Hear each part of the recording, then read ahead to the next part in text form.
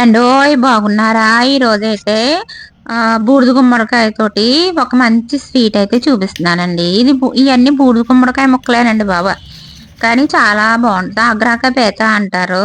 ఆగ్రాలో తయారు చేస్తారనమాట. ఆగ్రాలో ఫేమస్ స్వీట్. ముందు మనం ముదురుగా ఉన్న బూడిద గుమ్మడికాయని అయితే తీసుకుని చక్కగా చెక్కు తీసేసి లోపల ఉన్న గింజలో మెత్తగా ఉన్నదంతా తీసేసుకోవాలి. మనకు కావాల్సింది ముక్కలు ఒకటే.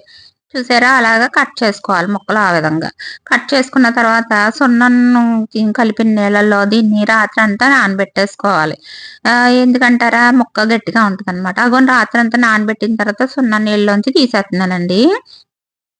తీసేసుకుని మార్నింగ్ శుభ్రంగా కడిగేసుకోండి. 4, 5 సార్లు కడిగేసుకున్న తర్వాత మనం శుభ్రం అయిపోతాయి. సున్నం అంటేనే ఇళ్ళకేసే సున్నాలు కాదండి బాబా. మనం ఏటి కిల్లీల్లో వేస్తారు చూసారా? అది ఆ సున్నాలు షాపుల్లో అమ్ముతారు.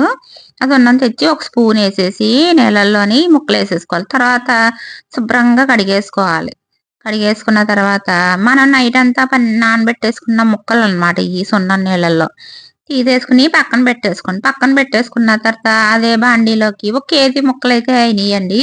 కేజీ ముక్కలకి 1/2 కేజీ అనమాట. ఇప్పుడు మనం 1/2 కేజీ ముక్కలు తీసుకున్నాం అనుకోండి, 1/4 కేజీ పంచదార అలాగనమాట. ముక్కలు వేసేసుకుని 1/2 కేజీ పంచదార వేసేసుకుని ముందు పాకం పట్టుకోకూడదండి. ఇది ఏంటంటే నూనె ఈ నీళ్ళు ఉంటాయి కదా, నీళ్ళల్లో ఉడకబెట్టేసుకోవాలి మెత్తగానే. ఎందుకంటే లోపల ఉడకాలి కదా, అందుకోసం అనమాట.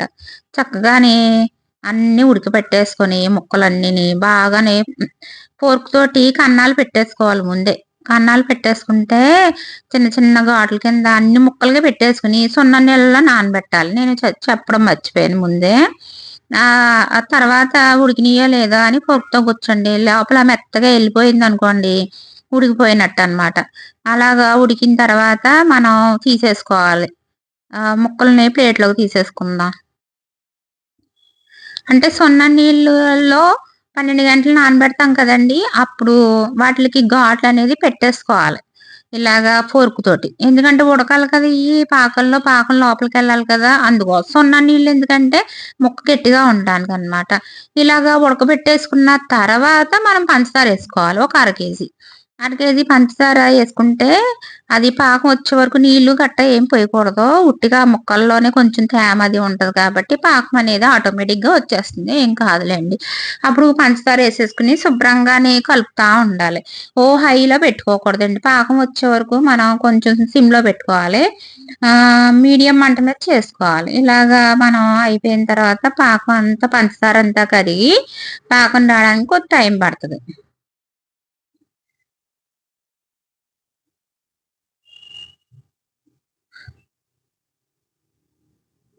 మనం డబుల్ బాయిలింగ్ మెథడ్ అంటాం చూసారా? అలాగే ఇది డబల్ పాకం పట్టడం అనమాట. ముందు ఒకసారి పాకం పట్టేసుకుంటాం.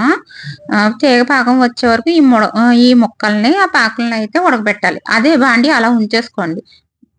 తర్వాత ఈ తీగ పాకం వచ్చేసిన తర్వాత ఈ ముక్కల్ని మన ప్లేట్లో పెట్టి పక్కన పెట్టేసుకోండి. అది 12 గంటలు ఆరిపోద్ది అనమాట. ఆరిపోయిన తర్వాత మళ్ళీ అదే బాండీలో ఈ ముక్కలు వేసేసి మళ్ళీ ఇంకొకసారి పాకం పట్టేయండి. ఇంకా పంచదార గట్ట ఏమి వేయక్కర్లేదు. అదే కరిగిపోయి మళ్ళీ గట్టిగా ఇంకా ముక్క అంటే పైన ఇలా లేయర్ కింద వచ్చేస్తుంది పాకం. అప్పుడు తీసేసుకోవాలన్నమాట. దీంట్లో కొంచెం రోజ్ వెసన్స్ ఉంటాయి చూసారా? ఈ 2, 3 చుక్కలు వేసానండి.